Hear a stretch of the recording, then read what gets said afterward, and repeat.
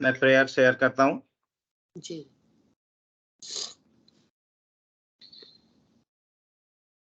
ओम अज्ञानतिमिरान्धस्य ज्ञानाञ्जनशलाकया चक्षुरुन्मीलितं येन तस्मै श्रीगुरुवे नमः।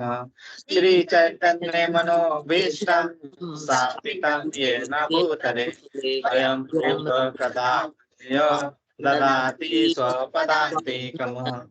वन्देऽहं श्रीगुरु श्रीयुतपदकमलं श्रीगुरुन् वैष्णवं श्रीरूपं साग्रजातं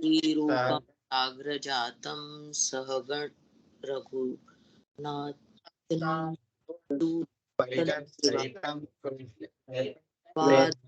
स्वाधीनं परिजन सहितं कृष्ण चैतन्यदेवं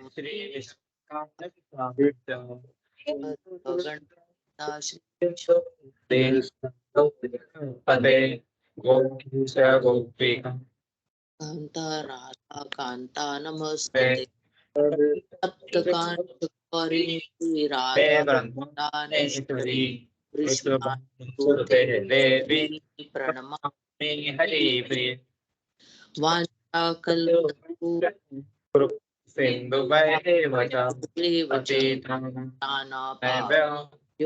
वैष्णवेभ्यो नमो नमः।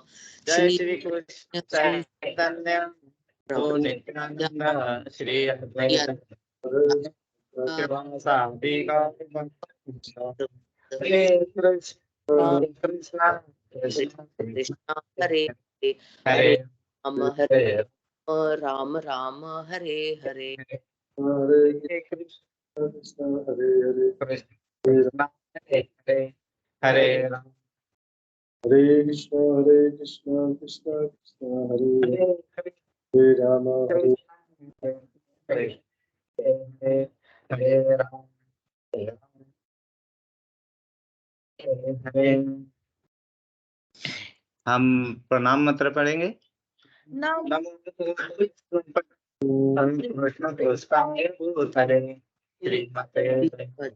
श्रीमते जयामिन इति नाम नमो आचार्य प्रदाय निताय कृपा प्रदायने गौर कथाधाम नया नागारा ग्राम ओम नमो श्रीपादाय कृष्ण पृष्ठाय भूतले श्रीमते भक्ति वेदांत स्वामी नमस्ते सरस्वती देवी गौरवाणी। जय श्री कृष्ण चैतन्य गदाधर श्रीवासादि गौर भगवते वासुदेवाय ओम नमो भगवते वासुदेवाय ओम नमो भगवते वासुदेवाय ओम नमो भगवते वासुदेवाय ओम नमो भगवते वासुदेवाय। हरे कृष्णा। हरे कृष्ण। आप सभी का फिर से स्वागत है। हम भगवत गीता जो भगवान ने गाया हुआ गीत है उनके वाणी में उन्होंने लिखा हुआ है और हमारे पास पहुंचाने के लिए प्रभुपाद का धन्यवाद करते हुए हम आगे बढ़ते हैं। हम इंट्रोडक्शन प्रस्तावना उस बारे में चर्चा कर रहे थे, मतलब हम समझने की कोशिश कर रहे थे कि गीता भगवत गीता किस लिए लिखी गई है, किस तरह वो हमारे लिए उपयोगी है, किस तरह वो हमारे regular day to day activity या फिर हमारे लाइफ से संबंधित है। तो हमें पता है कि हमें किस तरह से कौन-कौन लोग भगवत गीता का अध्ययन कर सकते हैं। तो हमने पता किया था कि योगी या तो ज्ञानी या फिर भक्त। एग्जाम्पल दिया था हमने योगी और ज्ञानी के लिए। एग्जाम्पल दिया था, किसको याद है क्या एग्जाम्पल था? एग्जाम्पल था बंदर के बच्चा। कैसा है बंदर का बच्चा? जब अपनी माँ को पकड़ता है, वो माँ उछल कूद करते हैं, इधर से उधर करते हैं, लेकिन वो बंदर का बच्चा पकड़ के रहता है और वो बिल्कुल उस तरह लगा रहता है। लेकिन क्या होता है कि इसमें भागदौड़ में कहीं ना कहीं उसकी पकड़ अगर ढीली हो गई तो वो गिर सकता है, उसका पॉसिबिलिटी है वापस आने की।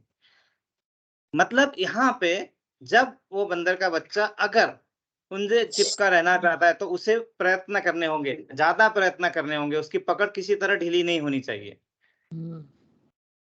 ओके, दूसरा एग्जाम्पल हमने दिया था भक्त का, कुछ याद है वो क्या था? भक्त का, हाँ, पकड़ के था बिल्ली का बच्चा, है ना? बिल्ली किस तरह अपने बच्चे को ले जाती है मुंह में पकड़ के। तो इस समय क्या होता है कि वो बच्चा जब उसकी माँ, ये बच्चे को कोई लेना देना नहीं है, वो पूरा सरेंडर कर देता है कि जो होगा वो मम्मी करेगी और पूरा भरोसा है। यही कैरेक्टरिस्टिक जब हम में आती है और तब हम भगवान का बताया हुआ गीत है उसको हम समझ पाते हैं। अदरवाइज हम समझ पाएंगे लेकिन उसका यूज नहीं कर पाएंगे।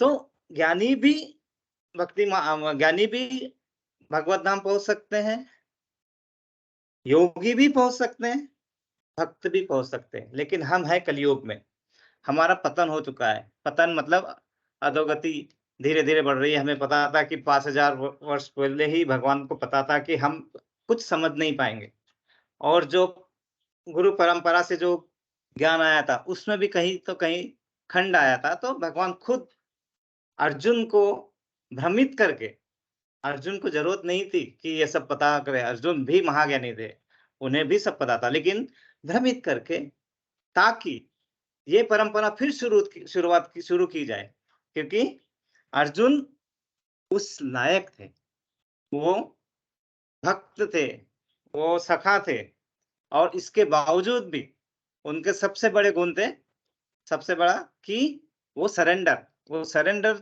करने, उन्होंने जब भगवान को सरेंडर किया तभी उन्हें पता चला कि ज्ञान क्या है। और उस अज्ञान से जो हम यहाँ पे माया वर्ल्ड में ढके हुए, उस अज्ञान को दूर करने का तरीका, सबसे अच्छा तरीका चैतन्य महाप्रभु ने आके हमें बताया था कि आप कुछ करने की जरूरत नहीं है, आप सिर्फ महामंत्र का जाप कीजिए, हरे कृष्णा कृष्णा कृष्ण कृष्णा कृष्ण हरे हरे हरे, हरे हरे हरे राम हरे हरे राम राम राम राम राम राम हरे हरे। तो हम ये सब चीजों को समझने के बाद हमने समझना चालू किया था कि प्रकृति, जो भगवान ने प्रकृति बनाई है उसमें 3 गुण है, और वो 3 गुणों को हम अपने अंदर हम समझते हैं कि यही हमारा लिमिटेशन है। या तो हम तमोगुण में रहते हैं, या तमोगुण से रजोगुण में राजा जैसा रहना चाहते हैं, फिर वहां से सत्वगुण की तरफ बढ़ते हैं। तो ये सब प्रक्रिया है, ये प्रक्रिया को आसान कैसे कर सके, किस तरह से हम आगे बढ़ सके, यही सब है भगवत गीता में। तो हम उसके आगे पढ़ेंगे। अभी मैं स्क्रीन शेयर कर रहा हूँ। या तो हमने लास्ट लेक्चर में पता किया था कि 5 विषय क्या है, भगवत गीता के मेन 5 विषय क्या है। किसी को पता है कोई 5 विषय के बारे में कोई बताएगा? आत्मा, परमात्मा, जी या और आत्मा, यस प्रभु जी, हाँ करेक्ट, या एक और चीज है, या करेक्ट, हरि बोल। तो आत्मा, परमात्मा, फिर काल, प्रकृति, और सबसे इम्पोर्टेंट जो हमें समझना है, जिसके बारे में हमें चर्चा ज्यादा करना है, क्योंकि भगवान ने बाकी सबको तो अचल रूप में कर दिया है, कर्म ही ऐसा है जो शाश्वत नहीं है, और वो ही या शुद्ध कर्म जो शाश्वत नहीं है, और जो हमें समझना है और हमें किस तरह करना है। कर्म तो हम करना ही है, क्योंकि हमारा मूल स्वभाव ही है कि हम किसी न किसी के दास रहेंगे, या तो माया देवी के दास बनेंगे, या तो राधा रानी के। माया देवी के दास मतलब हम अपने भौतिक शरीर की ही सेवा कर रहे हैं, और अगर राधा रानी मतलब हम रियली जो भगवान ने दिया हुआ ज्ञान है वो समझ लिया है, इसीलिए हम राधा रानी और कृष्ण भगवान की सेवा में रत रहते। और उस सेवा में रहने के लिए तुम्हें 24 आवर्स मंदिर में जाके बैठने की जरूरत नहीं है। हम अपना जो काम कर रहे हैं उसी काम को कृष्ण भावना भावित होके कृष्ण भगवान को सेंटर में रख के हर चीज जो कर रहे हैं उनके लिए कर रहे हैं, वही किया जाता है। तो इसमें हमें यह पता है कि हम जीव जो भगवान का अंश है, और भगवान का अंश होने के कारण हमें भी वही सब कैरेक्टरिस्टिक्स है जो भगवान के पास से हमें आती है।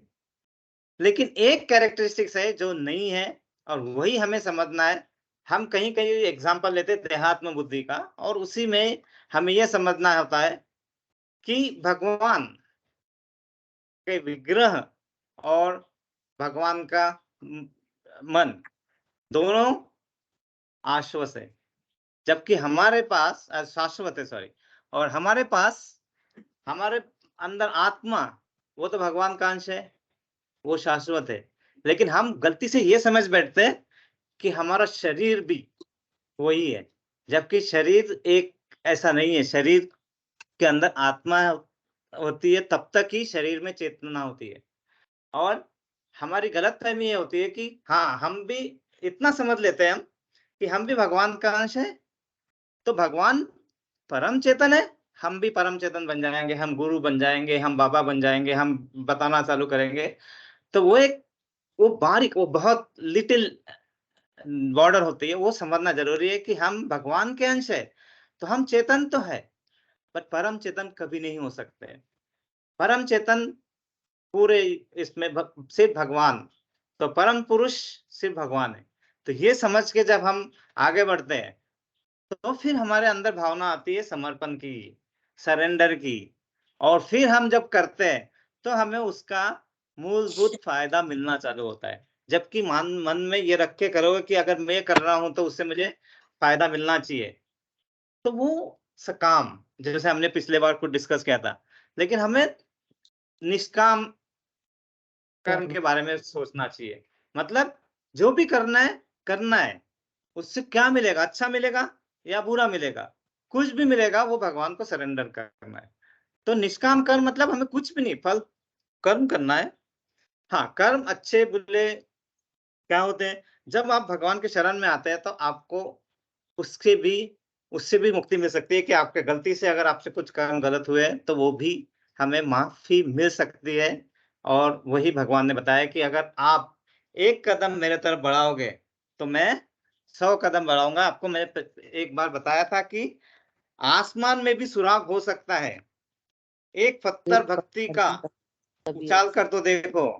करेक्ट, भगवान कृष्ण तुम्हें खुद गोद में उठा लेंगे, बस एक कदम उनकी ओर बढ़ा के तो देखो। तो हमें सिर्फ एक कदम बढ़ाना है। जो हम सब यहाँ बैठे हैं तो हम सब ऑलरेडी उस मार्ग पे है। तो एक्चुअली हमारे अच्छे कर्म थे, नहीं तो सुनने के लिए भी किसी के पास टाइम नहीं है। हमारे पास इंद्रिया है, लेकिन इंद्रिया किस इसमें लगती है, वो अलग अलग कर्मों में लगती है। इंद्रियों का काम वही रहेगा, लेकिन करना किस लिए है। मतलब अगर हमें कुछ बोलना है तो भगवान के नाम लेंगे, खाना बनाना है तो भगवान के लिए बनाएंगे, सुनना है तो श्रवणम, जैसे आप हम सब यहाँ बैठे हुए। तो हमारे पिछले कुछ कर्म अच्छे थे, क्रेडिट है हमारे पास, वो क्रेडिट को हमें आगे बढ़ाने की कोशिश कर रहे हैं। लेकिन क्रेडिट है, हम बहुत सौभाग्यशाली है कि हम यहाँ पे बैठ पा के सुन पा रहे। इस कलयुग में भी इतने सारा शोर है बाहर, इतना नॉइस है। नॉइस मतलब मैं फिजिकल ऐसा नॉइस की बात नहीं कर रहा हूँ, मतलब जिस तरह से माया वर्ड में टग ऑफ वॉर चालू रहता है। जब भी हम भगवान की तरफ या कुछ भी करने के लिए आकर्षित होंगे, तो सबसे पहले क्या होता है, हमें उसी समय कोई काम आएगा। उसी समय हमें ऐसा लगेगा कि अरे ये 9 to 10 मुझे उसी समय जाना था, बस मैं 1 घंटे में जाके वापस आ जाऊंगा। क्योंकि क्या होता है, माया वर्ड का वही है ना, वो तो कंसेप्ट ही वही है कि माया आपको अपना भक्त बनाना चाहेगी। क्योंकि हमारा तो नित्य यही है कि हमें दासी रहना है। हाँ, मतलब दासी है, कहीं ना कहीं तो दासी करेंगे हम, अपने बॉस की सेवा करेंगे, या हम अपने घर पे वाइफ की सेवा करेंगे। करेक्ट, या कुछ ना कुछ तो करेंगे हम सेवा। तो ये सब से तो हम चेतन है, परम चेतन नहीं है। इसके आगे हम पढ़ेंगे, तो इसके आगे कोई पढ़ेगा, यहाँ से पढ़ना है हमें भी, जीव तथा ईश्वर। तो कौन पढ़ेगा, कोई पढ़ना चाहेगा? ओके, आप जोर से। हरे कृष्णा। Yeah. जीव तथा ईश्वर का अंतर भगवत गीता के 13वें अध्याय में बताया जाएगा। ईश्वर क्षेत्रज्ञ व चेतन है जैसा कि जीव भी है, लेकिन जीव केवल अपने शरीर के प्रति सचेत रहता है, जबकि भगवान समस्त शरीरों के प्रति सचेत रहते हैं। चूंकि वे प्रत्येक जीव के हृदय में वास करते हैं, अतएव वे जीव विशेष की मानसिक गतिशीलता से परिचित रहते हैं। हमें यह नहीं भूलना चाहिए, यह भी बताया गया है कि परमात्मा प्रत्येक जीव के हृदय में ईश्वर या नियंता के रूप में वास कर रहे हैं, और जैसा जीव चाहता है वैसा करने के लिए जीव को निर्देशित करते रहते हैं। जीव भूल जाता है कि उसे क्या करना है। पहले तो वह किसी एक विधि से कर्म करने का संकल्प करता है, लेकिन फिर वह अपने ही कर्म की क्रियाओं और प्रतिक्रियाओं में उलझ जाता है। एक प्रकार का शरीर त्यागने के बाद वह दूसरा शरीर ग्रहण करता है। जिस प्रकार हम वस्त्र उतारते तथा पहनते रहते हैं, इस प्रकार जब आत्मा देहांतरण कर जाते हैं, अतः उसे अपने विगत पूर्वकृत कर्मों का फल भोगना पड़ता है। ये कार्यकलाप तभी बदल सकते हैं जब जीव सतोगुण में स्थित हो और यह समझने कि उसे कौन से कर्म करने चाहिए। यदि वह ऐसा करता है तो उसके विगत पूर्वकृत कर्मों के सारे फल बदल जाते हैं। फलस्वरूप कर्म शाश्वत नहीं है। इसलिए हमने यह कहा है कि पांचों ईश्वर, जीव, प्रकृति, काल तथा कर्म में से 4 शाश्वत है और कर्म शाश्वत नहीं है। हरि बोल। हरि बोल। तो यहाँ भगवान 13वें अध्याय में जो हम आगे पढ़ेंगे, जीव तथा ईश्वर का अंतर उस बारे में बताया, क्योंकि वहां पे उस चैप्टर की शुरुआत में अर्जुन को कुछ डाउट्स होते हैं और वो कुछ डाउट्स क्लियर कराना चाहते हैं। तो वो वहां पे पूछते हैं, प्रकृति के बारे में पूछते हैं, 6 क्वेश्चन पूछते हैं भगवान से कि प्रकृति क्या है, पुरुष क्या है, क्षेत्र क्या है, क्षेत्रज्ञ क्या है, ज्ञान क्या है और ज्ञेय क्या है। ये मैं थोड़ा ब्रीफ में ही बोलूंगा अभी, क्योंकि ये सब हम आगे पढ़ेंगे।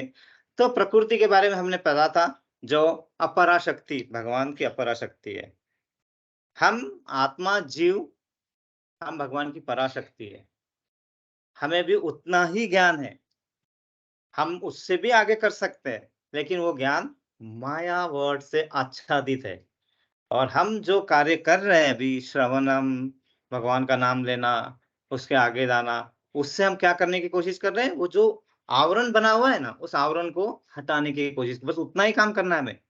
बाकी सब एज इट इज है ऑलरेडी, क्योंकि हम परमात्मा का अंश है। तो भगवान वही बता रहे, वो उसी तरह समझाते हैं कि क्षेत्र मतलब आपका शरीर, क्षेत्रज्ञ मतलब आप उसको, उसके शरीर पे किसका प्रभुत्व है। फिर प्रकृति, पुरुष, ज्ञान क्या होता है, जो ज्ञान मतलब जो हम बुक से पढ़ते हैं, जो यूनिवर्सिटी में लिखते हैं, वो ज्ञान अलग हुआ। जो परमात्मा ने दिया हुआ ज्ञान है, वो ज्ञान समझना है। वो ज्ञान समझने के लिए आप में वो भाव होना चाहिए, प्रेम होना चाहिए। इसके लिए हमने एक कबीरदास जी के 4 लाइन बताए थे, किसी को याद है? शायद वंदना माता जी ने बताई थी, वो याद है आपको माता जी? पोथी पढ़ जग मुआ, पंडित न कोय, 2-2.5 आखर प्रेम के, पढ़े सो पंडित। पढ़े न पंडित। आप कितने भी पोथी पढ़ो, कुछ पढ़ो, आप विद्वान तभी कहलाएंगे जब आपके अंदर भाव हो, आप समर्पित हो, आपका प्रेम हो भगवान के प्रति, तो ही वो कन्वर्शन होगा। अदरवाइज आप फिर से उसी चक्रव्यूह में फंसे रहेंगे, जन्म मृत्यु जरा व्याधि के चक्रव्यूह में फंसे रहेंगे, क्योंकि वो ज्ञान नहीं मिलता है। तो ज्ञान का यहाँ ये, और ये मतलब जो ज्ञान के बारे में जानता है, तो ये सब के बारे में हम आगे चर्चा करेंगे। लेकिन जब हम यहाँ पे है, तो हमें सबसे बहुत इंपॉर्टेंट समझना है कि हम यहाँ पे है भौतिक वर्ल्ड में, तो हम कल्मश ग्रस्त चेतना से ग्रसित है यहाँ पे, और वो ही हमें दूर करना है। अब इसके लिए हमें करना क्या होता है? भगवान में हमारे इंद्रियों को भगवान के लिए लगाना है। आप बोलते हैं कि यहाँ पे भगवान ने बताया नियंत्रण और नियंत्रण। तो सबसे पहले हमें लगता है हम किसी के नियंत्रण में क्यों रहे? मैं स्वतंत्र हूं। कहते हैं आप स्वतंत्र है। आप अगर टीचिंग है तो आप चाहते हैं कि आपके स्टूडेंट आपके नियंत्रण में रहे। हस्बैंड वाइफ है तो दोनों ये चाहेंगे कि ये मेरे नियंत्रण में रहे, वो उसके नियंत्रण में रहे। नियंत्रण तो चाहिए ही चाहिए, कोई नहीं चाहता कि मैं उसके बाहर हूं। जब आप चाहते हैं कि नियंत्रण हो, आपके घर आपका नियंत्रण होना चाहिए, आपके घर पे आपकी सुनना चाहिए। ये सब हमारी प्रवृत्ति है, कहाँ से आई? ये भी क्योंकि हम भी अंश है भगवान के। और भगवान ने जब हमें इस धरती पे लाया है, जब सब परम भोक्ता, परम कर्ता सब कुछ है, तो उनके लिए करने की माने हमें प्रॉब्लम क्या है? सिंपल एग्जांपल है, आपके हाथ, कान, नाक सब कुछ है। अगर मुझे नाक को भूख लगी तो क्या करेंगे? मैं नाक को खाना खिलाऊं? मैं आंखों को खाना खिलाऊं? मैं कान को नहीं? क्या करेंगे? ये सब पेट को ही देना पड़ेगा। जबकि पेट का कोई ऐसा उसने बोला नहीं मुझे भूख लगी है। भूख लगती है हमारे दूसरे कर्मों सॉरी इंद्रियों के लिए। तो हमें खाना देना पड़ता है, लेकिन खाने के लिए मुँह का यूज़ करना पड़ेगा, हाथ से लेना पड़ेगा। सुगंध अच्छी आएगी आपको, नाक का यूज़ करना पड़ेगा। कहाँ वो घर अंदर पापड़ तल रहे उसकी आवाज़ आएगी तो कान का यूज़ करना पड़ेगा। तो ये सब करोगे तब हमारा शरीर को पेट को मिलता है, और पेट को जब मिलता है, अपने आप सबको मिलता है। सेम कांसेप्ट है। आप भगवान को भोग लगाओ, सब आपको मिलेगा। इनफैक्ट आपके जो कल्मश चेतना है ना, वो अपने आप धीरे-धीरे आध्यात्मिक इसमें कन्वर्ट होते जाएगी। आपका वो निकलते जाएगा। तो वही यहाँ पे बोला, आप पाप पुण्य में जो फँसे हुए हैं ना, उसको अपने आप उससे निकल जाओगे।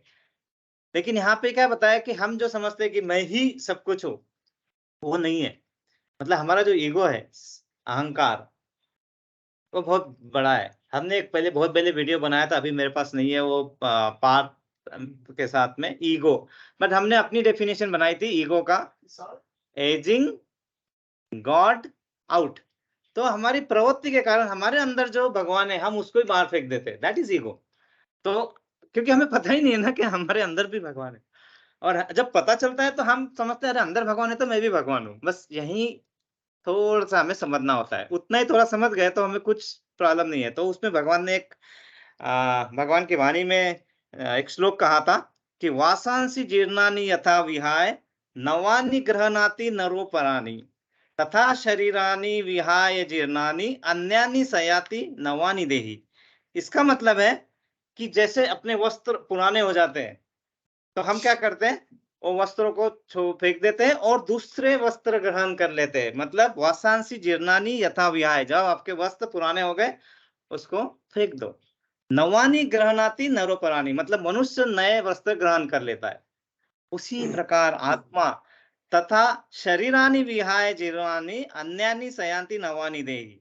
तो आत्मा भी जब जो शरीर जीर्ण हो जाता है, तो वो भी हमारे एक शरीर को छोड़ के दूसरे शरीर में जाती है, और आत्मा न पहले जन्मी थी, न कभी मरने वाली है, अचल, अमर। और हम ही हैं जो समझते हैं कि हमारा शरीर ये है, तो हमारा शरीर कुछ भी नहीं है।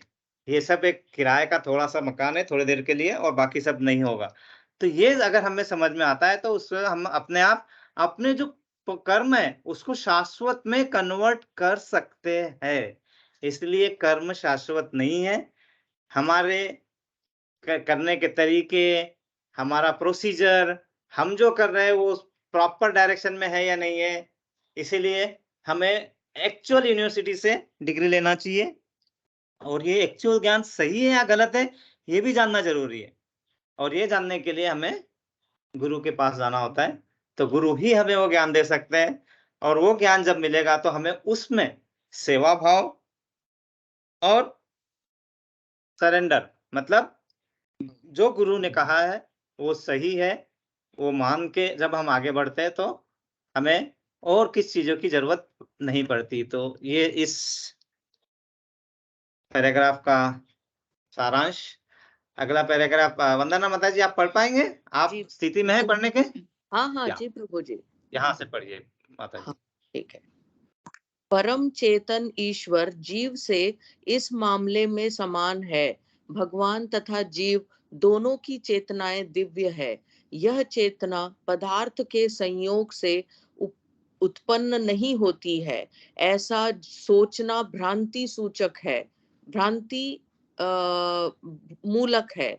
भगवत मूलक। गीता इस सिद्धांत को स्वीकार नहीं करती कि चेतना भौतिक संयोग की किन्हीं परिस्थितियों में उत्पन्न होती है। यह चेतना भौतिक परिस्थितियों के आवरण के कारण विकृत रूप से प्रतिबिंबित हो सकती है। जिस प्रकार रंगीन कांच से परावर्तित प्रकाश उसी रंग का प्रतीत होता है, किंतु भगवान की चेतना भौतिकता से प्रभावित नहीं होती है।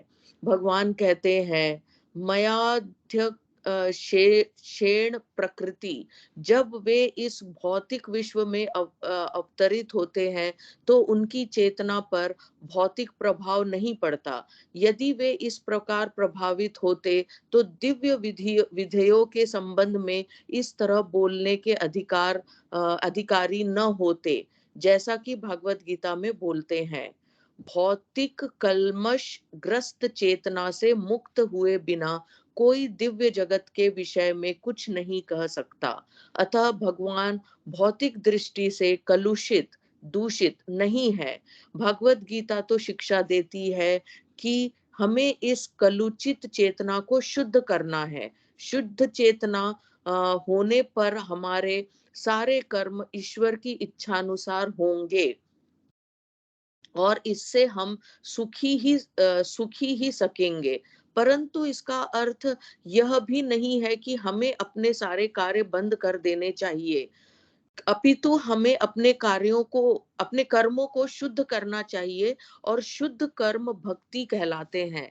भक्ति में कर्म सामान्य कर्म प्रतीत होते हैं, किंतु वे कलुषित नहीं होते। एक अज्ञानी व्यक्ति भक्त को सामान्य व्यक्ति की भांति कर्म करते देखता है, किंतु ऐसा मूर्ख यह नहीं समझता कि भक्त या भगवान के कर्म अशुद्ध चेतना या पदार्थ से कलुषित नहीं होते। वे त्रिगुणातीत होते हैं।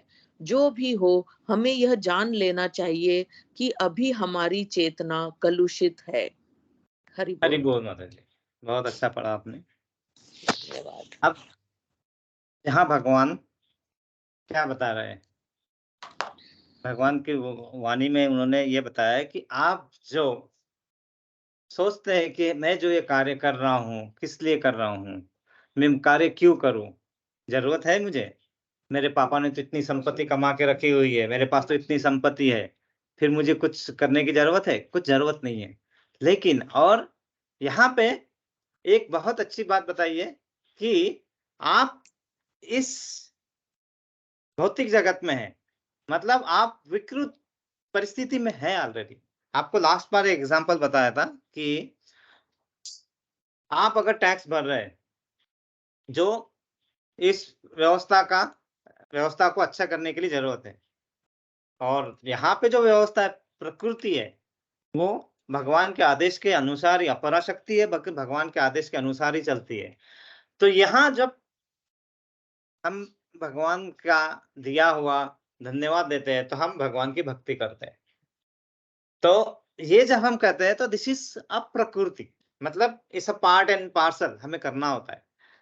लेकिन कुछ लोग उतना भी नहीं मानते हैं, भगवान को मानते ही नहीं है कि उन्होंने कुछ किया है, ये सब मैं कर रहा हूँ, और भगवान के बारे में किसी से सुनना भी नहीं चाहते, तो उसे कहते हैं विकृति।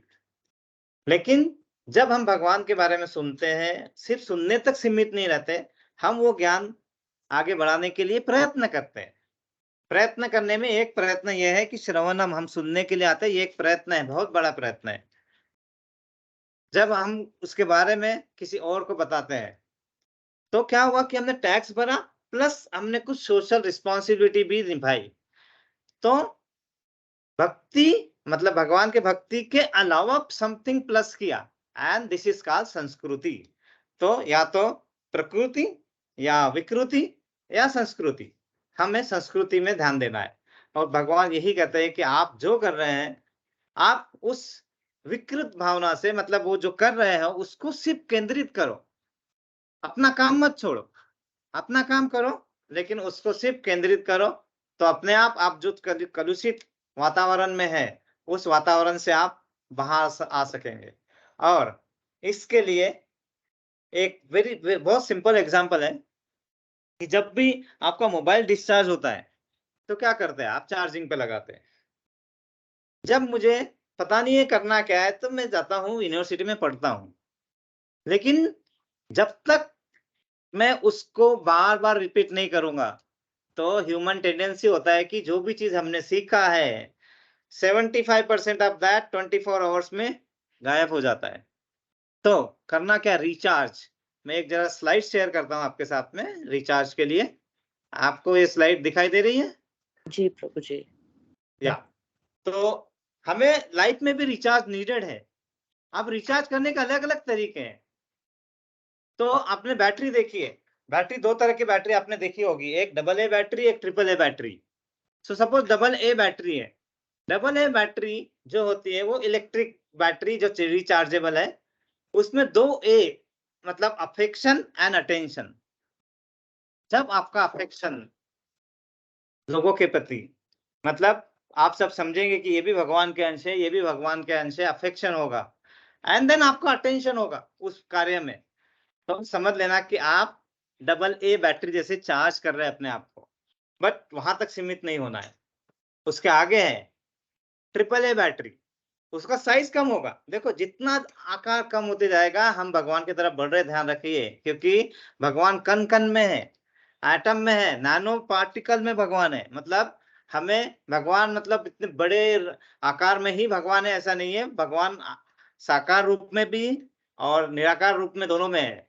तो साकार रूप में जब भगवान है तो इतने सूक्ष्म रूप में भी हो सकते हैं, वो हम नहीं देख सकते। तो वो ट्रिपल ए बैटरी जब होगा तो ट्रिपल ए बैटरी में अफेक्शन तो जरूरी है, अटेंशन भी जरूरी है।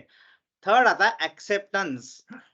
जो हम कर रहे हैं या जो नहीं कर पा रहे हैं हमें वो एक्सेप्ट करते आना चाहिए। हमें हमारी गलती को एक्सेप्ट करते आना चाहिए। हमें आगे बढ़ने के लिए क्या करना है वो एक्सेप्ट आना चाहिए, तब तो हमारा अहंकार कम होगा। नहीं तो मैं ही सब कुछ हूँ, मैंने पीएचडी किया है। क्या किया पीएचडी में? तुम है कितना? तुम्हारा वैल्यू कितना है? इतने सारे यूनिवर्स, ब्रह्मांड, उसमें इतने सारे यूनिवर्स, उसमें से एक सोलर सिस्टम में एक तुम्हारा थर्ड ग्रह मतलब पृथ्वी, पृथ्वी में इतने सारे 200 देश, 195, उस देश में से एक इंडिया, सपोज फॉर एग्जांपल, उस इंडिया में 140 करोड़ लोग, 140 करोड़ लोग में से तुम एक हो।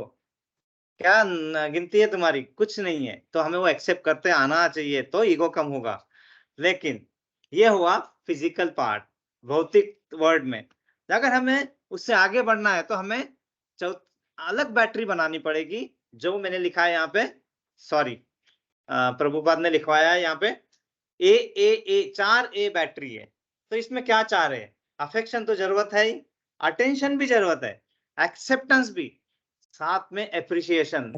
आपको ये समझ में आना चाहिए कि जो भी कोई कार्य कर रहा है वो कार्य कभी छोटा नहीं होता है। जो कि हम अपने आप को बहुत ज्यादा होशियार समझ लेते हैं और किसी के कार्य को एप्रिशिएट करना ही भूल जाते हैं, जो मैं बहुत करता हूँ अननोइंगली नोइंगली, लेकिन वो भी एप्रिसिएशन हमें आना चाहिए।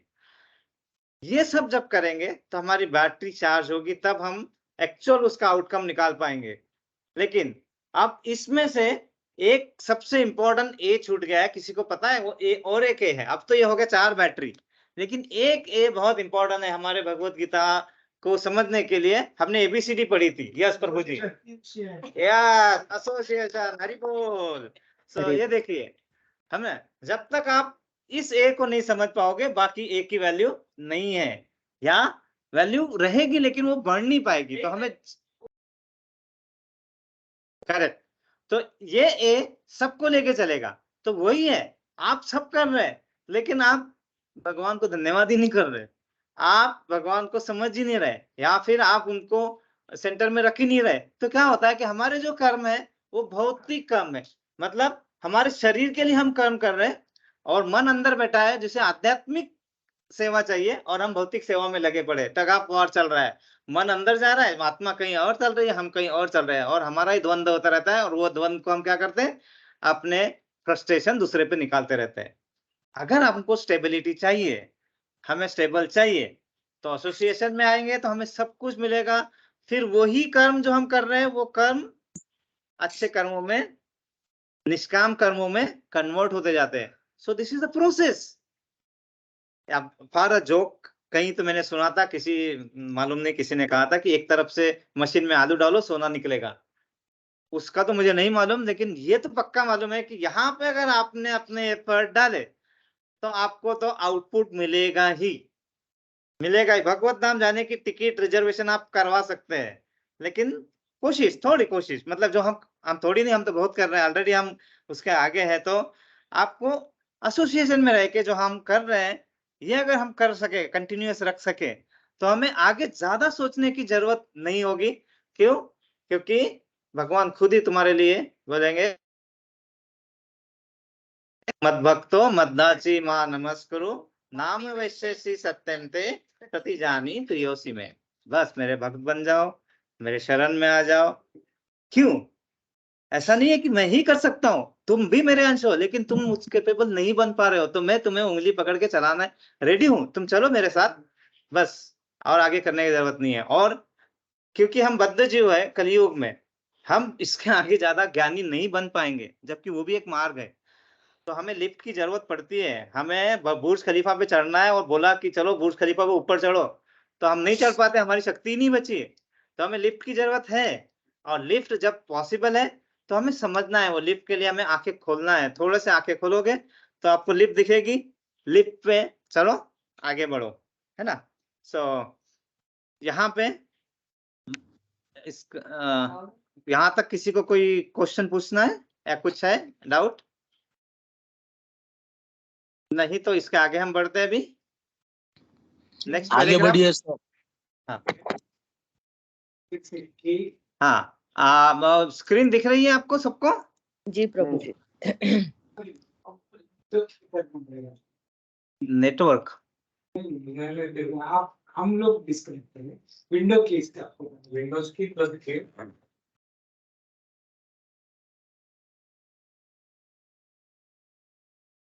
या सो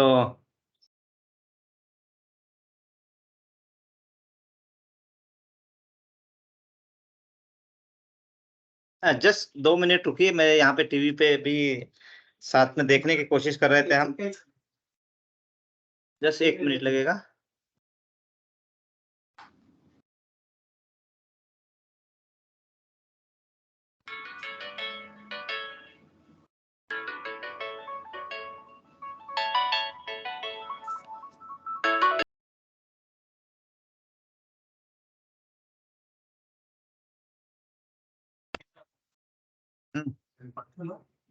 अलाउ। या तो इसके आगे कोई पढ़ेगा? मैं पढ़ूं?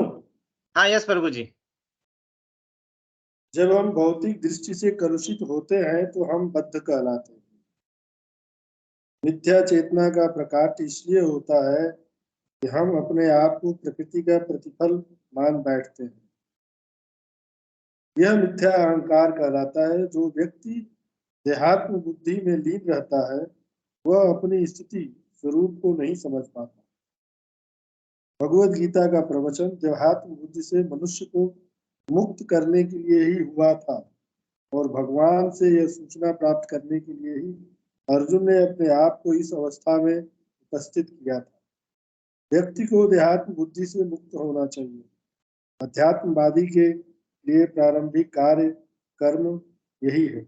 जो बंधनों से छूटना चाहता है, जो मुक्त होना चाहता है, उसे सर्वप्रथम यह जान लेना होगा कि वह यह शरीर नहीं है। मुक्ति का अर्थ है भौतिक चेतना से स्वतंत्रता। श्रीमद् भागवतम में भी मुक्ति की परिभाषा दी गई है। मुक्तिर्हित्वान्य अन्यथा रूपम दोषेण व्यवस्थिति। मुक्ति का अर्थ है इस भौतिक जगत की कलुषित चेतना से मुक्त होना और शुद्ध चेतना में स्थित होना। भगवद गीता के सारे उपदेशों का मंतव्य इसी शुद्ध चेतना को जागृत करना है। इसलिए हम गीता के अंत में कृष्ण को अर्जुन से यह प्रश्न करते पाते हैं कि वह विशुद्ध चेतना को प्राप्त हुआ या नहीं। शुद्ध चेतना का अर्थ है भगवान के आदेशानुसार कार्य करना। शुद्ध चेतना का यही सार है। भगवान का अंश होने के कारण हम में चेतना पहले से ही रहती है, लेकिन हम में निकृष्ट गुणों द्वारा प्रभावित होने की प्रवृत्ति पाई जाती है। किंतु भगवान परमेश्वर होने के कारण कभी प्रभावित नहीं होते हैं। परमेश्वर से तथा क्षुद्र जीवों में यही अंतर है। हरि बोल। हरि बोल। हरि बोल। तो यहाँ पे भगवान फिर आगे बताते हैं कि जिस तरह से आपको कार्य करना चाहिए, आपको मिथ्या अहंकार को अलग रखना है, आपको देहात्म बुद्धि मतलब मैं शरीर हूँ, नहीं मैं आत्मा हूँ, ये समझना है। और भगवान का अंश हूँ, इसलिए मुझे भगवान ने दिया हुआ जो भी कार्य है वो करना है। भगवान ने ये भी अंतर बताया है कि आत्मा और परमात्मा में क्या डिफरेंस होता है। आत्मा भी शरीर के अंदर है, परमात्मा भी शरीर के अंदर है, और हम प्रकृति का अंश तो है ही। ये तीनों है, लेकिन ये तीनों अलग अलग है, मिक्स नहीं हुआ इसका। हम लोग वही गलत गलत समझ बैठते हैं कि आत्मा है तो परमात्मा भी है और प्रकृति भी अपरा शक्ति है तो सब कुछ एक है, मिक्स है। वो एक होके भी अनेक है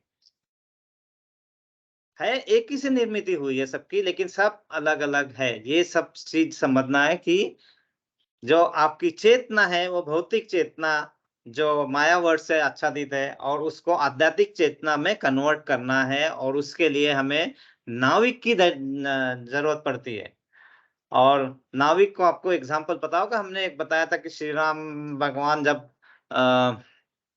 वनवास जा रहे थे तो वहां पे उन्हें एक नदी पार करनी थी, और नदी पार करते वक्त उन्हें नाव की जरूरत थी। तो उन्होंने नाविक को पूछा कि क्या मुझे नाव पार करा दोगे? उन्होंने बिल्कुल करा देंगे। उन्होंने नाव पार कराई, नदी पार कराई, सॉरी नाव नहीं पार कराई, नदी पार कराई। और नदी पार कराने के बाद उन्हें कुछ तो देना था उन्हें वापस। तो नाविक ने कहा कि नहीं, हमारे इसमें एक प्रिंसिपल है कि हम जिस व्यवसाय में है उस व्यवसाय के लोगों से हम कुछ भी नहीं लेते, मतलब नाविक नाविक से कुछ नहीं लेगा। तो भगवान राम कहते हैं कि आप तो नाविक है, लेकिन मैं कहां से नाविक? प्रभु जी, मैं तो सिर्फ लोगों को एक का नदी के कॉर्नर से दूसरे तरफ ले जा रहा हूँ, दूसरे साइड में ले जा रहा हूँ। लेकिन आप क्या कर रहे हैं? आप तो भौतिक जगत से आध्यात्मिक जगत में किस तरह परिवर्तन किया जाए, किस तरह जाया जाए, तो वो आप इतनी बड़ी नाव हमारी नैया पार लगा रहे हैं। तो आपको शत-शत प्रणाम। तो ये मैं आपसे कैसे ले सकता हूँ? तो ये चीज़ हमें समझना है नाविक। और ये जब हम ये कार्य करेंगे ना, तो हमें बहुत कठिनाइयाँ आएगी, ज़रूर आएगी, पक्का आएगी। उसी समय काम आएँगे, उसी समय कुछ भी होगा। जब हम कहीं बाहर अच्छा कार्य करने के जाएँगे या कुछ सोच के जाएँगे तो शायद बहुत कठिनाई आएँगी। वो बोलेंगे, "अरे! मैं इतना भगवान का नाम लेती हूँ, मैं पूजा करती हूँ, मुझे ही कठिनाइयाँ क्यों?" ये ध्यान रखिए कि क्या होता है कि आपके पहले के कर्म थे अपने, जिसका फल तो भुगतना ही है। कर्म का फल कभी नहीं छूटेगा, आपको मिलेगा ही मिलेगा। आपके जो बुरे कर्म थे, अच्छे थे, अच्छे जो भी है, आप तो या तो क्रेडिट हो या तो क्रेडिट में से डेबिट होता जाएगा। तो आपको या तो अपना क्रेडिट बढ़ाना है या उसको संभाल के रखना है, ये अपने समझना है। लेकिन ये करते वक़्त जब कठिनाई आएगी, तो उस कठिनाइयों को तो निपटना पड़ेगा, क्योंकि कहीं किसी ट्रक के पीछे लिखा था, मैं हमेशा पढ़ता हूँ, तो उसपे लिखा था कि वो पथ ही क्या पथिक कुशलता ही क्या, जिस राह में बिखरे शूल न हो, नाविक की धैर्य परीक्षा ही क्या, जब धाराएँ प्रतिकूल न हो।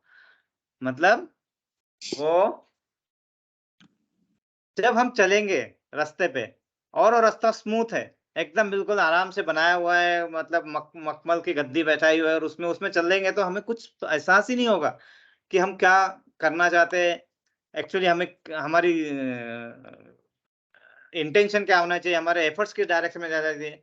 लेकिन जब आपके अपोजिट धारा में जब प्रवाह होगा आपके, और उसमें अगर आप कुछ अच्छा कर सकेंगे, तब आप सही में कर रहे हैं। तो यहाँ पे अपरा शक्ति से हमारी जो टग-ऑफ-वार है, उसको पार करना है। इसीलिए नाविक तो बनना है, लेकिन हमें ये भी आना है कि हमें प्रवाह के विरुद्ध, ऐसा हमारे प्रवाह के विरुद्ध एक्चुअली नहीं जाते हम, लेकिन हमारा माइंड जो है ना वैसा बताता है कि आप प्रवाह के विरुद्ध जा रहे हैं। एक्चुअली हम प्रवाह के डायरेक्शन में ही जाते रहते हैं, लेकिन हम देख नहीं पाते उस समय। क्योंकि जब श्री कृष्ण भगवान ने अर्जुन को गीता का उपदेश दिया, वहां पे तो बहुत लोग उपस्थित थे, सबको सुनाया आया, सबको समझा? नहीं समझा, क्योंकि उसके लिए वो दिव्य शक्ति, दिव्य दृष्टि वो होनी चाहिए। वो तो हम क्या कर रहे हैं अभी? वही लेने की कोशिश कर रहे हैं। तो हम अपने आप को, अपनी चेतना को शुद्ध करने का प्रयास कर रहे हैं। और जब हम प्रयास करते हैं तो कोशिश करने वालों की कभी हार नहीं होती, लहरों से डरने वालों की नौका लेकिन कभी पार नहीं होती। तो आपको लहरों से डरना नहीं है, कोशिश जारी रखना है, और जब आप कोशिश करोगे तो आगे ज़रूर बढ़ोगे। यस, आगे बढ़ेंगे मोना? तो एक मुझे थोड़ा मतलब या। बताना था। हाँ, इसमें प्रभु जी ऐड कर रहे हैं। या। थोड़ा फिर से पीछे या। इसमें एक सेंटेंस है ये जो कहा कि हम लोग प्रकृति का, कुछ लोग समझते हैं कि हम लोग प्रकृति का प्रोडक्ट है। कहा गए तो हम लोग सेकंड लाइन प्रकृति के प्रतिफल है। तो इसका क्या है, बेसिकली हमको यही हमारे किताबों में भी सिखाया गया है कि बाबा कभी कभी बिजली हुआ, फिर वो नाइट्रोजन नाइट्रेट में कन्वर्ट हुआ, फिर वो समुद्र में गया, फिर उससे प्रोटीन बना, फिर प्रोटोजोआ बना, and life start means this consciousness and this all universe and life is form as a product of some chemical reaction. That is what हमको सिखाया गया है, और वही हमारे सबके माइंड में कि हम लोग we are the product of this material. This is wrong. तो इसे नहीं आते हैं। भगवान आगे हमको 13वें अध्याय में बताएंगे हम बीज बीज प्रदान करने वाला पिता।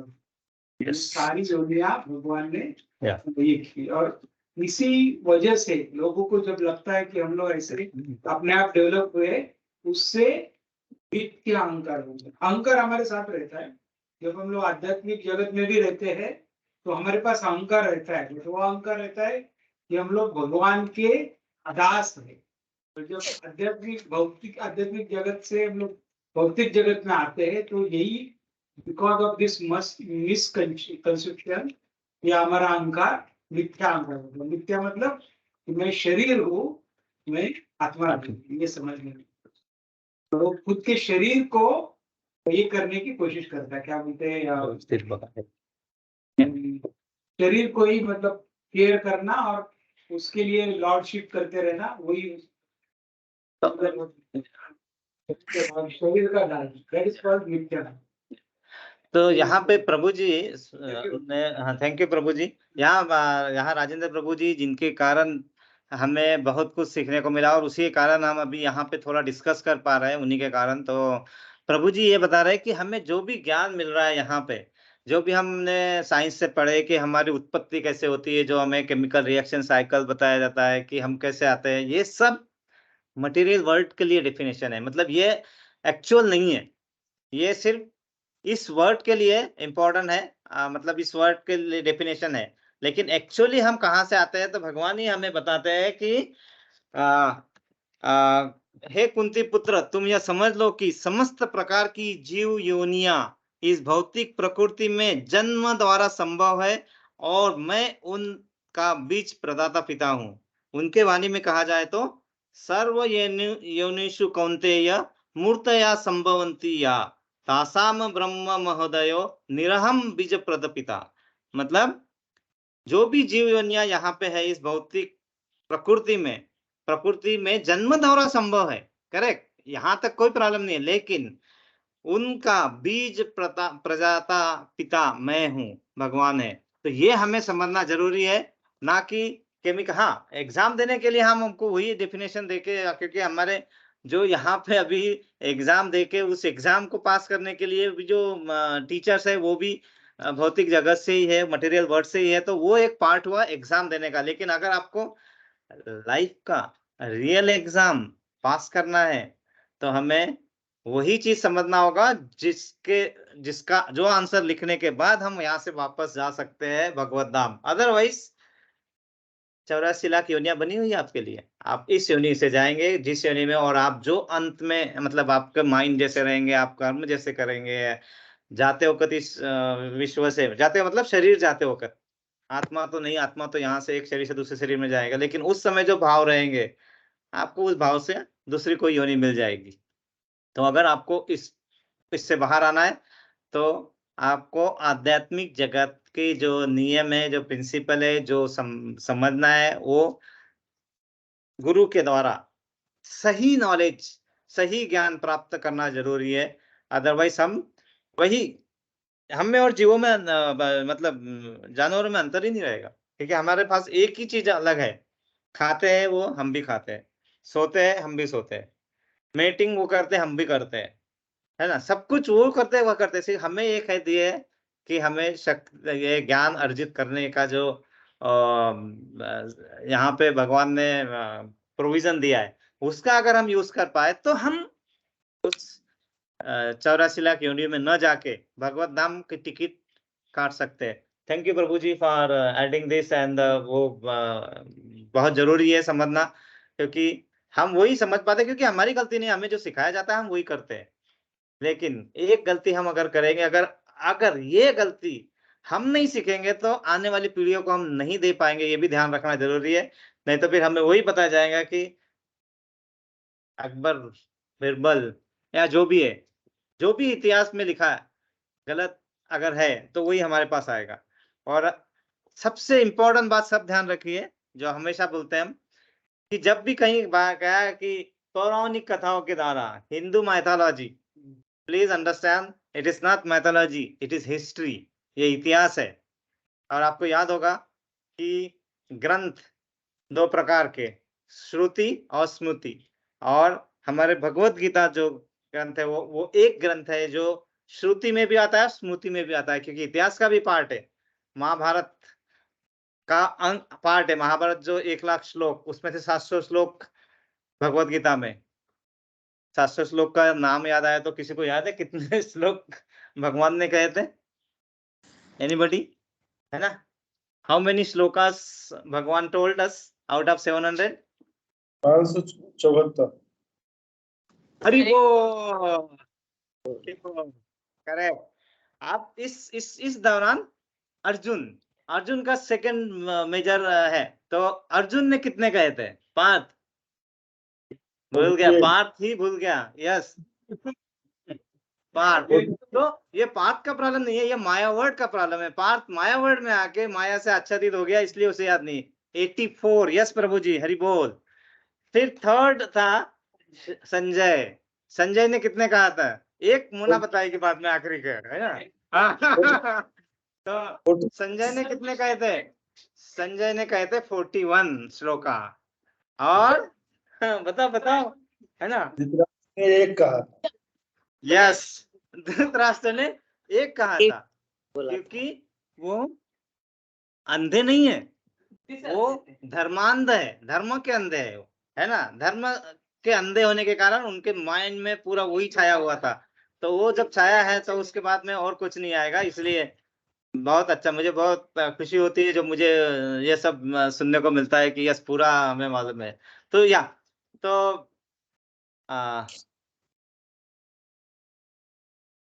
यहाँ पे अभी ज्यादा टाइम नहीं, 2 ही मिनट है, इसलिए मैं अगला तो नहीं करूँ। आप में से किसको याद है कि किस 5 प्रकार से हम भगवान के साथ संबंध स्थापित कर सकते हैं? किस भगवान और हमारे बीच में संबंध होते हैं? वो एक तो सखा के रूप में, दास के रूप में। वेरी गुड प्रभु जी, बहुत गुड। तो एक शांत रस, मतलब निष्क्रिय, हाँ ऑब्जर्वर, निष्क्रिय मतलब पार्ट नहीं ले रहे क्रिया में, लेकिन है हम उसमें निष्क्रिय, शांत रस में। सक्रिय, एक्टिव, मतलब दास्य रस, हनुमान जी जिनका उदाहरण है। सखा रस, जैसे आपने बताया, अर्जुन सबसे बड़ा एग्जाम्पल है। वात्सल्य रस, माता पिता, यशोदा माता जी, नंद प्रभु जी, हाँ। और सबसे प्रेमल, सबसे अच्छा माधुर्य रस, राधा रानी, गोपियों का, है ना?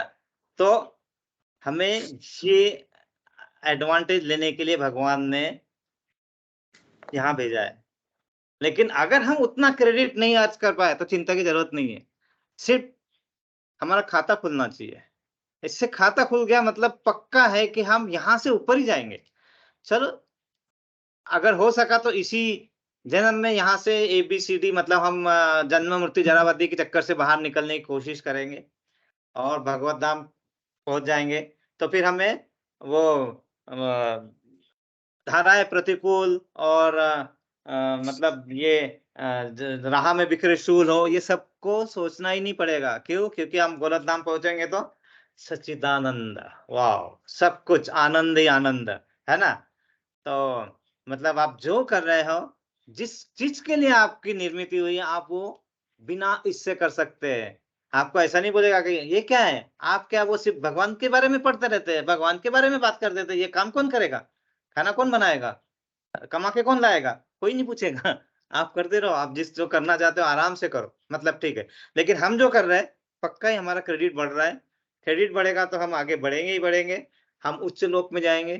ये जो नए हैं उनको शायद ये सब चीज़ जो गोलकाचार्ट एंड आर के बारे में हम आगे-आगे पढ़ेंगे कि एक्चुअली होता क्या है कि गोलक धाम मतलब क्या? सबसे सर्वोच्च स्थान गोलक धाम जहाँ कृष्ण भगवान, राधा रानी विराजमान होते हैं और वहाँ से वो अपने एक्सटेंशन पार्ट में अलग-अलग इसमें हमारे पास पहुँचते हैं, हमें सँभालने की कोशिश करते हैं। जब भी यहाँ पे जो भी कम ज़्यादा होता है तो उसके लिए वापस आते हैं। यदा यदा हि धर्मस्य ग्लानिर्भवति भारत अभ्युत्थानादधर्मस्य आत्मानं सदाम्यहम्। तो आएँगे, आपको जब ज़रूरत है, भगवान जी आएँगे और यही नहीं है, आप जब आपके आस-पास जब विनाश दुष्कृताम होता रहेगा, मतलब गलत काम करेंगे, तब भी भगवान आएँगे और वो अपने वाणी में कहेंगे कि परित्राणाय साधूनां विनाशाय च दुष्कृताम् धर्म संस्थापनार्थाय संभवामि युगे युगे। यहाँ पे मैं टाइम के हिसाब से रोकना चाहूँगा अपने आप को। तो आप सभी का फिर से एक बार मैं धन्यवाद देता हूँ। आप सभी क इतने ध्यान से सुनते हैं, इतने ध्यान से यहाँ आके बैठते हैं। तो इसी तरह हमारा एसोसिएशन आगे बढ़ता रहे। तो ए तो हो गया, भक्ति में आगे बढ़ते रहें। तो बी भी हो गया। बी के बाद डी, डेथ, उसके बीच में आता है सी। तो नहीं, तो सी आता है, तो सी के लिए क्या करना है? C is our choice. C is our choice, either you do chanting or you chatting. Stop chatting, do chanting. Okay, so C achieve हो गया। और डी मतलब अच्छा डाइट रखोगे ना, क्योंकि भगवान का घर है ये मंदिर, अपना शरीर। उसको अगर हम अच्छा डाइट नहीं देंगे तो हम भगवान के लिए मतलब भगवान शरीर में रह रहा है और उसी को हम अच्छा नहीं रखेंगे तो क्या करेंगे? एबीसीडी हो गई हमारी। हम सब अच्छे मार्ग पे है और भगवान से प्रेयर करेंगे कि हम सब इसी मार्ग पर रहे। उसके पहले हम प्रेयर करें और सबके लिए। किसी के कोई प्रश्न है तो आप पूछ सकते हैं, क्योंकि आज हमारे पास हम बहुत भाग्यशाली है कि हमारे यहाँ पे रसरानी माता जी है, सेवा दास प्रवान प्रभु है, हमारे पास रक्षक दास प्रभु है, सबको ही है। आपको जो भी क्वेश्चन पूछना है तो आप पूछ सकते हैं और आपको उसका इतना इतना ज़्यादा डीप आंसर मिलेगा कि आप उसको बहुत दिनों तक याद रखेंगे। अगर किसी को कोई प्रश्न है तो आप पूछ सकते हैं और मैं सिर्फ़ 2-3 मिनट एक्स्ट्रा लूँगा। मैं रसरानी माता जी और प्रभु जी को सबको बोलूँगा कि यहाँ पे आके 2 शब्द आपके साथ शेयर करें और बताएँ कि हमें क्या किस तरह से आगे बढ़ना चाहिए, क्या करना चाहिए और तो मैं आमंत्रित करूँगा अ, प्रभु जी। यस। या नहीं, नहीं, आप प्रभु जी आएँ।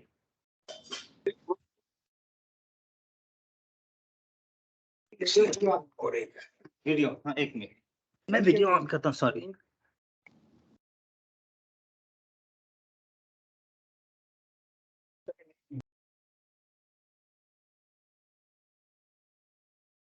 मैं वीडियो ऑन कर रहा हूँ प्रभु जी का।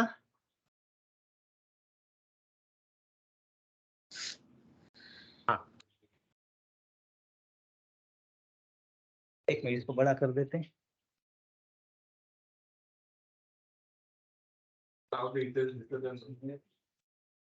कैसे बड़ा होगा ये? ओके यस हरे कृष्णा प्रभु जी, माता जी, दंड प्रणाम तो सभी भक्तों को। और हरे तो कृष्ण। बहुत अच्छा लगा आप सब लोगों का एसोसिएशन लेके। और सबसे ज्यादा मुझे खुशी हुई कि आज प्रभु जी से मुझे लेक्चर सुनने को मिला। साले साहब से हमारे साले साहब है एक्चुअली वो, पर अब साले ऐसे मानते नहीं है उनको ऐसा। हमारे दोस्त भी है, मित्र भी है, भाई भी है, तो ऐसी हमारी जो इच्छा थी आज उन्होंने पूर्ण कर दी है। जो मेरी मतलब सालों से इच्छा थी कि ये भगवान की भक्ति में आए और इस तरह से हमको भगवान के नाम का ज्ञान सुनाए, क्योंकि ये जो उनको गुणवत्ता भगवान ने ऊपर से ही लेके आए हैं वो, है ना। और आज उन्होंने वो अपनी जो गुणवत्ता है पूरे मतलब कृष्ण भावनामृत के लिए उपयोग की है। बहुत अच्छा कार्य है। जैसे हम लोग सब लोग जानते हैं कि भगवान ने हमको कुछ ना कुछ दिया हुआ है कि नहीं। और भगवान यही चाहते कि जो हमको भगवान ने दिया है वो उनकी सेवा में हम कैसे लगाएं। तो ये बहुत अच्छा एक उदाहरण है कि उनको भगवान ने इतनी जो गुणवत्ता दी है वो भगवान की सेवा में लगा रहे हैं। भौतिक सेवा में तो लगाना है ही, उसमें कोई दो राय नहीं है। भगवान ये नहीं बोलते कि आप भौतिक कार्य मत करिए, पैसा मत कमाइए, अपने शरीर का ख्याल मत करिए, ऐसा कहीं भगवान बोलते नहीं है। वो तो करना ही है, पर सबसे ऊंचा कार्य क्या है कि हम उन्हीं ने दी हुई चीज को उन्हीं की सेवा में लगा रहे हैं। तो यही कृष्ण भावनाभूत कहलाता है और कुछ नहीं है। तो हमारे पास जो भी कुछ भी है उसको हम ये नहीं सोचना चाहिए कि मेरे पास छोटा है या बड़ा है या कम है या ज्यादा है। ये सब हमारा भौतिक जगत में हम लोग उसका तालमोल करते हैं, और भगवान की नजर में उसका कोई भी तालमोल नहीं है। जो भी हमारी स्थिति है, जो भी हमारी परिस्थिति, जितनी भी हमारी शक्ति है, उसको हम कैसे भगवान की सेवा में लगाए, यही हमारा हमेशा प्रयास होना चाहिए। और इसी प्रयास में जब हम लगते रहते हैं तो भगवान उसमें आनंदित होते हैं, ठीक है नहीं। तो हम सबको पता है कि हमारे हाथ में कुछ भी नहीं है। देखा जाए तो हमारे हाथ में सिर्फ एक ही चीज है कि हम कुछ चीज के लिए प्रयास कर सकते हैं। और ये जो प्रयास जो प्रभु जी आप कर रहे आज कर रहे थे और कर रहे हैं, ये सबसे उच्च कोटि का प्रयास है, जो कि भगवान के नाम का प्रचार करना, भगवान के दिए हुए आदेशों का प्रचार करना, ये सबसे बड़ा प्रयास है। तो ये बहुत खुशी की बात है। और आज सभी भक्तों को आपको बहुत बहुत धन्यवाद कि आपने प्रभु जी का जो इतना मधुर संगीत उन्होंने बताया, बहुत सारे उसमें शेर शायरी भी बताई, उसके लिए वो काफी फेमस है। कवि हमारे लिए तो वो कवियत्री है, हमेशा कविया कवि यत्री ही है। अच्छा, कवि और यत्री दोनों साथ में ही थे ना। तो उनको उसको भी भगवान की सेवा में लगाने उसमें बहुत अच्छी बात है। तो हमको ये मैसेज लेने हैं इस उदाहरण से कि हमको जो कुछ भी भगवान ने दिया है मैं कैसे भगवान की सेवा में लगाऊं, इसी में मात्रा में, है कि नहीं। भगवान ने हमको हो सकता है कि बहुत सारी माता है उनको बहुत अच्छी कला दी है कि मैं अच्छा खाना बनाती हूँ, अच्छी डिशेज बनाती हूँ, तो वो मैं कैसे भगवान की सेवा में लगाऊं, है कि नहीं। सपोज भगवान ने मुझे बहुत अच्छा सुर दिया हुआ है गाने के लिए, तो मैं उसको भी भगवान की सेवा में कैसे लगाऊं, है कि नहीं। बस ये छोटी छोटी चीजें जब भगवान की सेवा में लगाते रहेंगे तो ऑटोमेटिकली जो भगवान के प्रति हमारा जो खोया हुआ संबंध है, खोया हुआ हमारा जो प्रेम है, जो हम लोग थोड़ी देर पहले समझ रहे थे कि हमको 5 प्रकार से हम भगवान के साथ ही संबंध जोड़ सकते हैं, उसको जोड़ लेंगे हम। आसान है कि नहीं। तो सिर्फ इसके लिए हमको क्या करना है, अल्टीमेटली प्रयास। और प्रयास करने के लिए क्या इंपॉर्टेंट है, हमारे मन में इच्छा, है कि नहीं। अभी सबसे बड़ी हमारी कमती क्या होती है, हमारे मन में इच्छा ही नहीं रहती है। और वो इच्छा को जागरूक करने के लिए इस तरह का भक्त संग होना जरूरी है, जिससे हमारे मन में इच्छाएं जागरूक हो कि मैं कुछ करूं भगवान के लिए, जो कुछ भी मेरे से हो सके। ठीक है प्रभु जी, माता जी, हरे कृष्णा। आपको किसी कुछ प्रश्न है तो आप पूछ सकते हैं। कोई जरूरी नहीं है कि प्रश्न हो रहा पूछे, ऐसा भी नहीं है। जस्ट नहीं है तो कोई बात नहीं है। और मैं चाहता भी नहीं कि आपके पास कुछ प्रश्न हो, क्योंकि हमारे पास इतने बड़े बड़े दिग्गज भक्त लोग बैठे हुए हैं, उन्होंने आपके सभी प्रश्नों का समाधान कर दिया हुआ है, मुझे पता है। ओके, तो जरूरी नहीं कि आपको प्रश्न पूछना ही है। हरि बोल, हरे कृष्ण। ठीक है। माता जी हाँ एक्चुअली हम लोग अभी जस्ट एक दो घंटा पहले ही दुबई से, सॉरी मस्कत से आए हुए हैं, तो I am not in Vaishnav dress, sorry for that. Hare Krishna. Rasrani माता जी आएंगे अभी।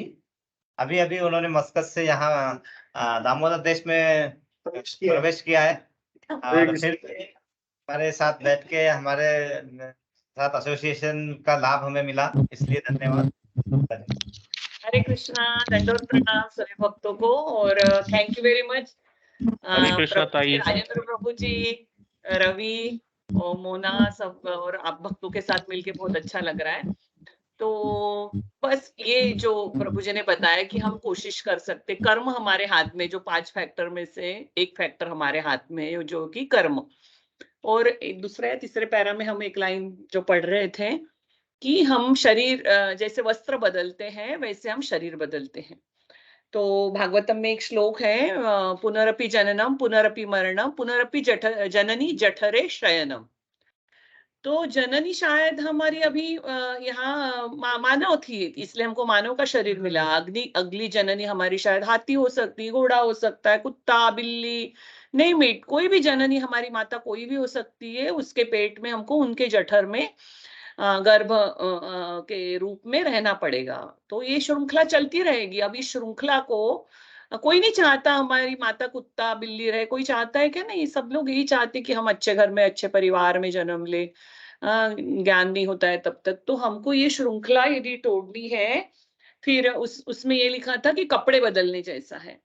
तो हमारा जब नया कपड़ा पुराना होता है तो हम नया कपड़ा कौन से बेसिस पे खरीदते हैं? हमारी क्या ये रहती है चाह, हम सब लोग अच्छे कपड़े पहनना चाहते हैं ना। बच्चों से पूछो, ब्रांडेड कपड़े पहनना चाहते हैं। बच्चों से पूछो नाइके, ये वो ब्रांड्स के चाहिए। और लेडीज भी, जैसे माता लोग भी ना, अच्छे सिल्क की साड़ी, ये वो best, we want everything best, अच्छा कपड़ा पहनना चाहते हैं।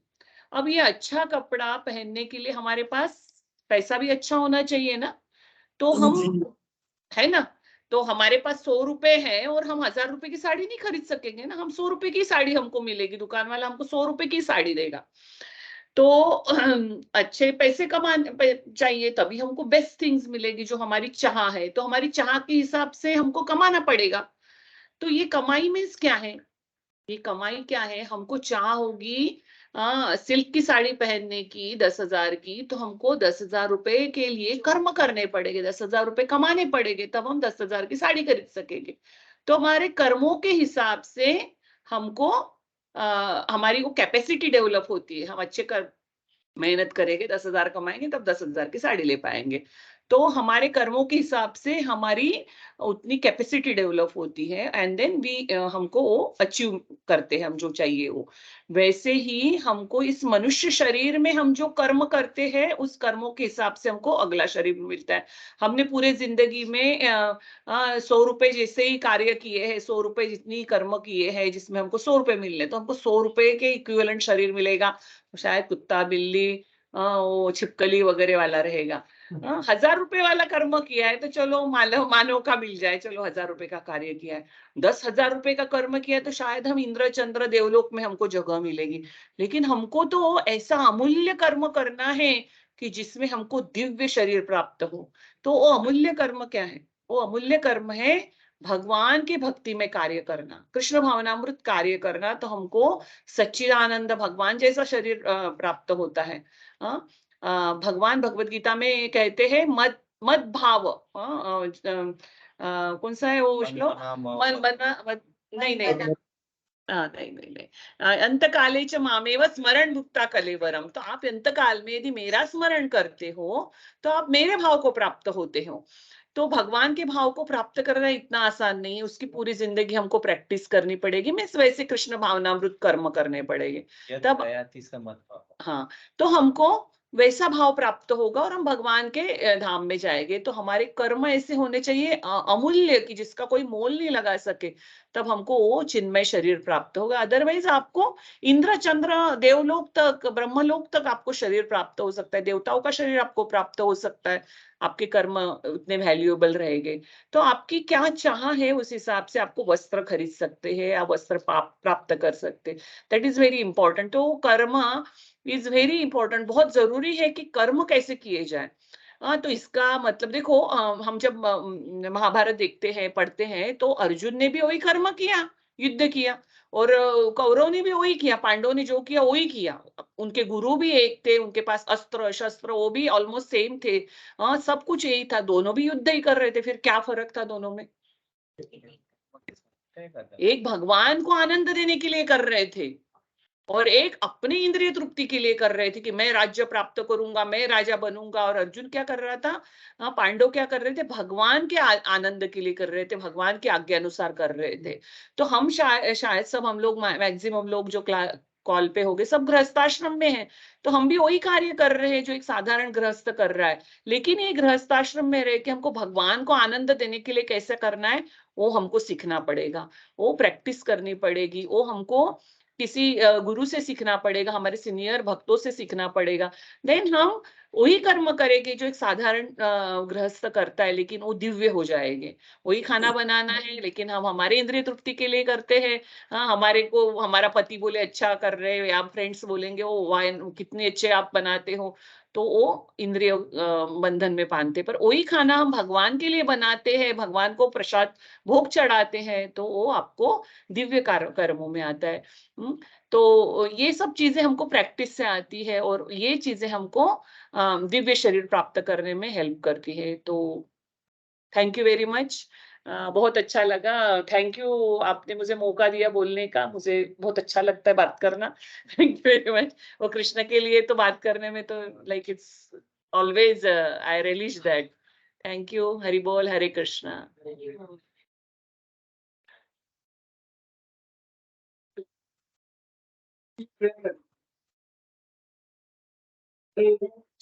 हरे कृष्णा कृष्णा हरे हरे, राम हरे राम, हरे हरे, हरे कृष्णा कृष्णा हरे हरे, हरे राम हरे हरे हरे हरे हरे। भगवत गीता ग्रंथराज की जय। वंशा कल्पतरु